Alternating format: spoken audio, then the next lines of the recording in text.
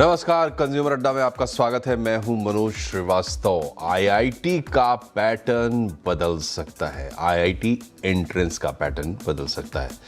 क्यों बदल सकता है? क्योंकि जो हाईएस्ट गवर्निंग बॉडी है, जो आईआईटीज़ के संचालन कामकाज को देखती है, जिसको आईआईटी काउंसिल कहा जाता है, जिसमें खुद शिक्षा मंत्री मौजूद होते हैं, वहाँ डिस्कस हुआ है, वहाँ ये प्रस्ताव आया है कि आईआईटी एंट्रेंस के लिए जो जेईई एडवांस्ड का एग्ज़ाम होता है, जेईई मेंस के बाद 2 चरणों में एग्ज़ाम होते हैं। पहले जेईई मेंस, जिसमें कि कई सारे कॉलेजेस कवर होते हैं, लेकिन अगर आपको आईआईटी में जाना है तो आपको जेईई एडवांस्ड भी क्लियर करना होता है। तो जेईई एडवांस्ड में बदलाव करने का प्रस्ताव है कि इसमें बदलाव किए जाएं। क्या बदलाव किए जाएं? कि स्टूडेंट के हिसाब से सवाल होगा। मतलब अगर एक साथ 1 लाख स्टूडेंट एग्ज़ाम दे रहे हैं तो उन सभी 1 लाख स्टूडेंट्स के एक ही सवाल नहीं होंगे, सबके अलग अलग सवाल होंगे। और अगर वो सफलता से उस सवाल का जवाब दे देते हैं तो उससे कठिन सवाल उनके सामने आएगा। अगर वो जवाब नहीं दे पाते हैं तो उससे आसान सवाल उनके सामने आएगा और इस तरीके से परीक्षा होगी, कठिन से और कठिन। और अगर उत्तर नहीं दे पाते हैं तो आसान, फिर आप देते हैं तो फिर उससे कठिन। तो कैसे विद्यार्थी अप्रोच कर रहा है परीक्षा को, उसके हिसाब से कंप्यूटर सॉफ्टवेयर जो है वो अडेप्ट करेगा और अपने क्वेश्चंस चेंज करेगा। मकसद क्या है? मकसद ये है कि छात्रों पर दबाव कम हो पहले तो। दूसरा मकसद ये है कि जो चुन के आए छात्र वो मेमोरी स्किल पे ना आए, बल्कि उनकी क्रिटिकल थिंकिंग की स्किल और दूसरी जो इंटेलिजेंस से जुड़ी स्किल्स है उसका टेस्ट हो और उसके आधार पर छात्र चुन के आए। इसके अलावा इसके कुछ और मकसद भी बताए गए हैं कि अब जैसे दबाव तनाव कम होगा तो मेंटल हेल्थ को भी राहत होगी। और एक बड़ी बात वहाँ चर्चा में आई काउंसिल में कि कोचिंग जो है वो उनका प्रभाव, उनका इन्फ्लुएंस कम होगा छात्रों पर।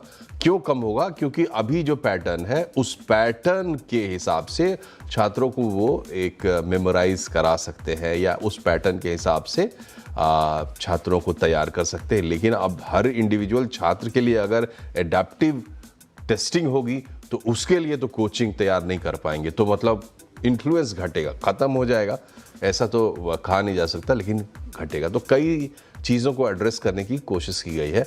इसी पर आज हम बातचीत करेंगे। हालांकि ये अभी प्रस्ताव है। प्रस्ताव में ये भी है कि इस साल का जो एग्ज़ाम होगा एडवांस्ड का, उससे 1-2 महीने पहले एक पायलट टेस्टिंग होगी, ऑप्शनल होगी स्टूडेंट्स के लिए। जो स्टूडेंट चाहें वो इस पायलट में हिस्सा ले पाएंगे और वो जो परफॉर्म करेंगे वहाँ पर जो एक्सपीरियंस मिलेगा, उस एक्सपीरियंस के हिसाब से एक फाइनल फ्रेमवर्क तैयार किया जाएगा एडेप्टिव टेस्टिंग का और फिर उसको लाया जाएगा। तो ये है प्रस्ताव। अब ये प्रस्ताव कितने काम का है, इस पर बातचीत करने के लिए हमने एक्सपर्ट पैनल बिठाया अपने साथ। करियर पॉइंट कोटा के सीएमडी हैं प्रमोद माहेश्वरी साहब और साथ ही शिक्षा नेशन के सीईओ सौरभ कुमार हैं हमारे साथ। आप दोनों का बहुत बहुत स्वागत है। माहेश्वरी जी, सुनने में आपको क्या लगता है? जो इंटेंट बताया जा रहा है कितना पूरा होता हुआ दिखता है? पूरे सिस्टम का एक हिस्सा भर है जेईई एडवांस्ड।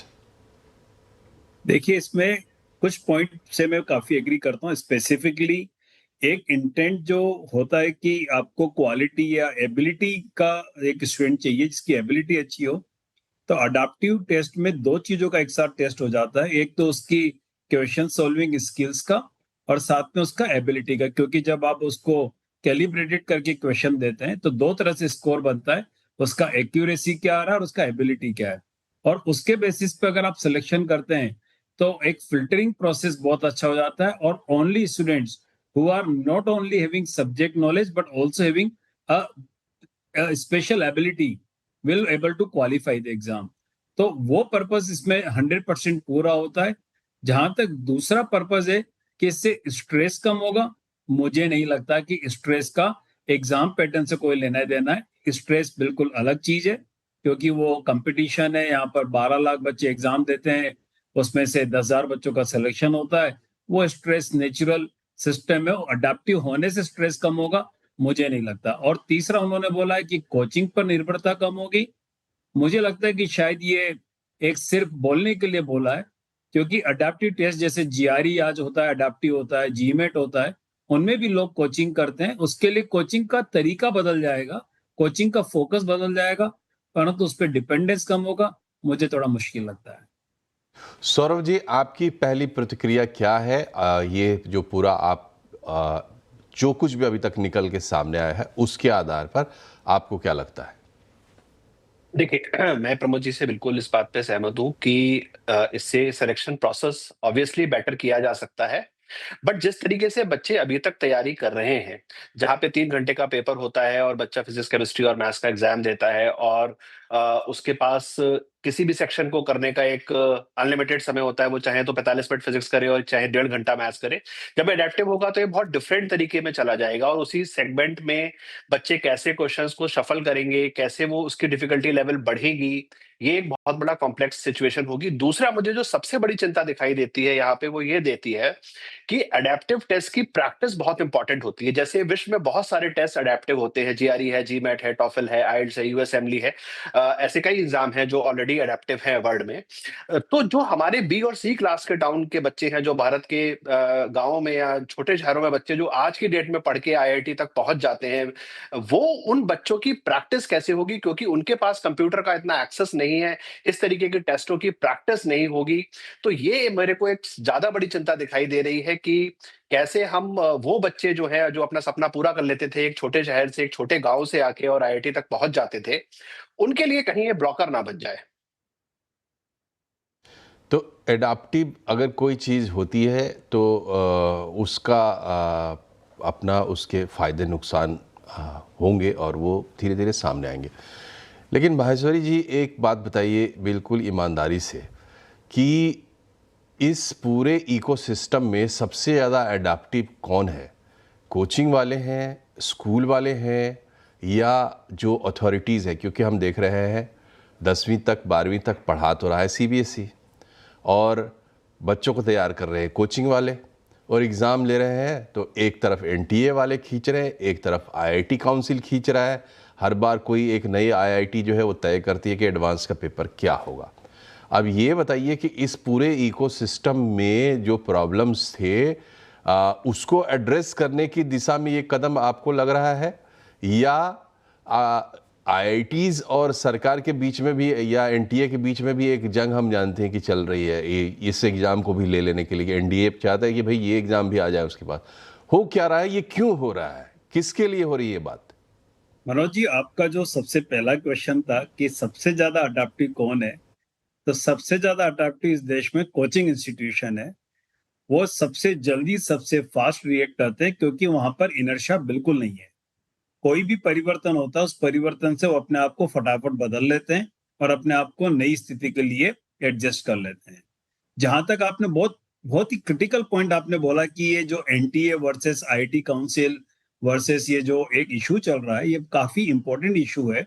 और मुझे लगता है कि मीटिंग्स में ऐसे मुद्दे डिस्कस किए जा रहे हैं जो शायद प्रॉब्लम नहीं है, प्रॉब्लम जो है नहीं उसके सॉल्यूशन निकालने की कोशिश की जा रही है। हाँ, एक सॉल्यूशन बहुत अच्छा मुझे जो आज लगा कि आप अडेप्टिव बनाना चाहते हैं, क्योंकि एबिलिटी का टेस्ट करना आईआईटी के लिए जरूरी है। क्योंकि इस बात से मैं खुद आईआईटी से ग्रेजुएट हूं और मैं मानता हूं कि सिर्फ मेमोरी के बेसिस पर एडमिशन नहीं होना चाहिए, और वैसे मेमोरी के बेसिस पर आईआईटी जे एडवांस का पेपर कोई सोल्व कर नहीं सकता। उसको सोल्व करने के लिए एक स्किल और अंडरस्टैंडिंग ऑफ कंसेप्ट तो चाहिए होता है। बट फिर भी अगर आईआईटी मानती है कि इतने सालों से वो गलती कर रहे हैं, पेपर बनाते हैं परंतु उस पेपर को बच्चे मेमोरी के बेसिस पे क्रैक कर देते हैं, तो शायद उनको सबसे पहले तो अपने सिस्टम को एनालाइज करने की आवश्यकता है। उसकी रिपोर्ट लेकर आने की जरूरत है कि क्या गलती वो कर रहे हैं कि बच्चे ट्रेंड होकर एग्जाम को क्वालिफाई कर लेते हैं। जहां तक मेरा मानना है, अडेप्टिव अप्रोच अच्छी है, मिक्स अप्रोच करी जा सकती है। 100% में 40-50% अडेप्टिव करा जा सकता है और रिमेनिंग आप पुराने पैटर्न से भी रख सकते हैं। तो कॉम्बिनेशन बहुत सारे हो सकते हैं। और मुझे लगता है कि इस डायरेक्शन में आईआईटी ने कदम उठाया कि एक मॉक टेस्ट ले रहे हैं। आई थिंक वो एक तरह का मॉक ड्रिल है, जिसमें ये डेटा एनालाइज करेंगे, देखेंगे और उनको बाद में मैप करेंगे कि उन बच्चों की बाद में रैंक किस तरह की आती है और अपने सिस्टम को सुधारेंगे। तो देखते हैं कि किस तरीके से कितना प्रोएक्टिवली आईआईटी इस पर काम करती है। डिपेंड करता है कि उनका काम करने का तरीका कितना फास्ट है और कितना अडाप्टिव है। अगर वो अडाप्टिव रहेंगे सिस्टम में, तो अडाप्टिव एग्जाम भी अच्छा ही होगा।